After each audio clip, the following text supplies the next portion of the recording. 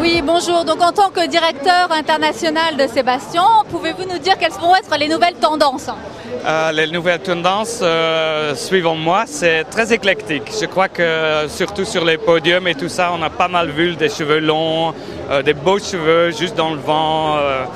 Et là, on voit justement les dernières collections que tout le monde montre plus une identité, on fait plus des trucs personnels, donc on coupe les cheveux, on a des couleurs rouges, Carmen Cass, elle a teint ses cheveux rouges, donc il n'y a plus les beiges, toutes beiges. Il y a des filles qui ont coupé les cheveux, et puis on cherche les volumes, il y a des créateurs qui sont plus stricts, qui vont plus de nouveau expérimenter et tout, donc je trouve que on est vraiment dans une période très excitante dans la coiffure justement, à s'exprimer.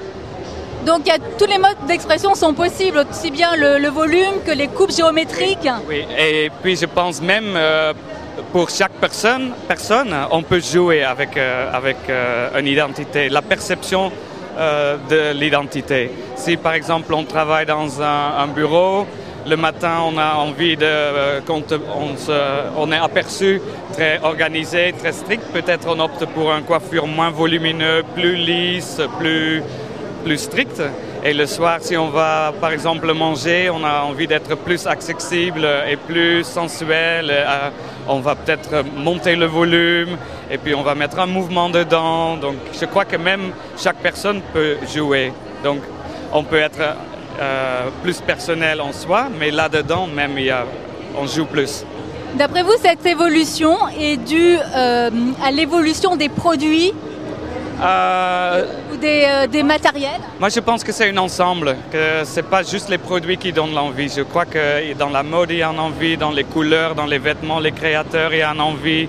Du coup, il y a une envie, parce qu'on a vu depuis longtemps la même chose, on a vraiment envie que ça s'éclate. Et les produits Sébastien, ils sont juste là et puis ils nous permettent de jouer. Il y a quand même une tendance avec plus de classicisme quand même. On revient à des choses beaucoup plus classiques. Classique, je ne voulais pas dire. Peut-être il y a un retour à plus la démence aussi, si on voit des Rick Owens, l'extravagance, Rick Owens,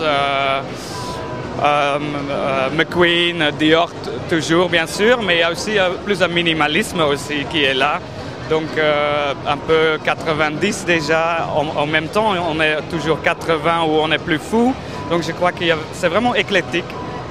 D'accord. Et en matière de coiffure, pour les coiffeurs, est-ce qu'ils vont revenir, vous dites, à la coupe? C'est quelque chose qui va s'accentuer? Moi je pense qu'on ose plus couper les cheveux, donc je crois que oui, il y a une vraie envie de ça. Des franges et des trucs déstructurés, oui. Et est-ce qu'il y a une spécificité par rapport au marché français, européen en général, par rapport au marché américain, anglo-saxon? Moi, je pense qu'il y a toujours une différence dans les pays. Donc, mais je crois qu'on peut toujours s'adapter par rapport au pays. Je crois que la parisienne, elle restera toujours la parisienne. Et la new-yorkaise, elle restera toujours la new-yorkaise. La parisienne, on dirait presque, elle sera peut-être plus élégante, raffinée. Et peut-être la new-yorkaise plus rock'n'roll. Mais je crois qu'on peut leur donner à chacun ce qu'ils ont besoin. D'accord. Merci beaucoup.